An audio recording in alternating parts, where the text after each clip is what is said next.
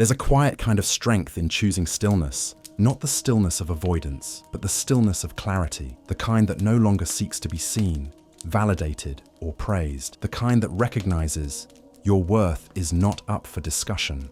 Carl Jung once said that the privilege of a lifetime is to become who you truly are. But to become who you are, you must stop performing for the world. You must stop shaping your identity by how others respond to you.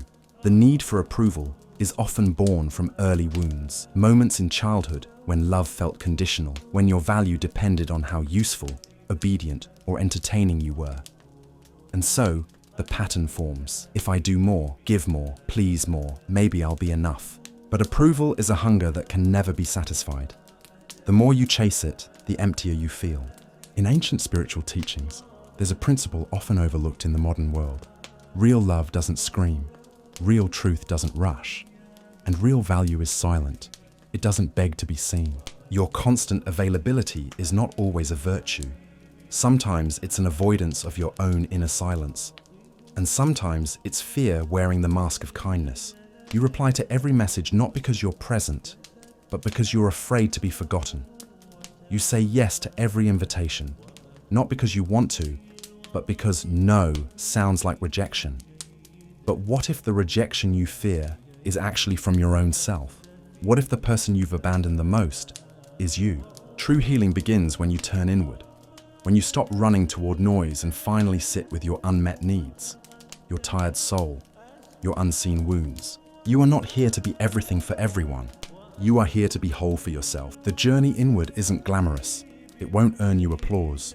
In fact, it might cost you attention, popularity, even friendships. But Carl Jung reminds us, the most terrifying thing is to accept oneself completely, and yet it is the most liberating. You begin to see that your worth was never about how fast you reply, how much you give, or how well you are liked.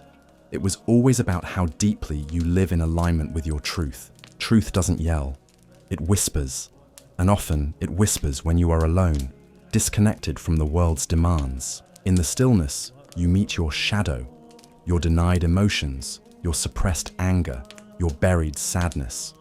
You meet the parts of you that you were taught to hide. But these parts are not enemies. They are signals, maps, gateways to healing. In the wisdom of the ancients, the path to inner mastery begins with recognition, not suppression. What you ignore grows stronger. What you bring into the light loses its power to control you. The more you embrace your shadow, the less you need others to validate your light. You realize solitude is not loneliness, it is intimacy with the self. And in that intimacy, you hear the voice that was always there, beneath the noise, beneath the roles, beneath the expectations. That voice says, "You are enough, even when unseen. You are enough, even when silent." The soul doesn't bloom in the spotlight. It blooms in the unseen places, in waiting, in wondering, in weeping. And then quietly, it rises. When you stop chasing approval, you return to yourself. And that return is the beginning of everything. We often fear that setting boundaries will make us less loved. But in truth, boundaries teach others how to love us rightly. To constantly say yes when you mean no is not love. It's abandonment of the self. Carl Jung called this the sacrifice of the self for the sake of the persona, the mask we wear to survive. But what if the mask is now suffocating you? What if your people-pleasing is no longer a kindness, but a prison? You begin to unlearn, slowly, gently. You begin to say, "I need space. I can't show up today. I deserve to rest." And the world may resist. It's used to your constant presence, your endless giving, your predictable yes. But you are no longer available for self-neglect. You are no longer the version of yourself that fears being unloved for being honest. You are becoming someone who chooses integrity over performance, presence over pretense, peace over people-pleasing. And though the journey is lonely at times, there's a hidden peace in walking it, a sacredness in reclaiming your own breath, your own pace, your own rhythm. Ancient wisdom speaks of the heart that is at peace with itself as the highest station of the soul. That heart no longer seeks validation, for it knows its value was never negotiable. Your value is not in how much you give. It is in how deeply you live in alignment with truth. And sometimes, the most truthful thing you can say is simply, "No more." When you stop chasing approval, you begin to attract respect. Not because others suddenly change, but because you've changed the terms of your own worth. You no longer trade your peace for attention. You no longer give yourself away in pieces to be accepted as a whole. You understand that love is not something you earn through effort. It's something you embody through presence. And presence is impossible when your soul is exhausted from trying to be everything for everyone.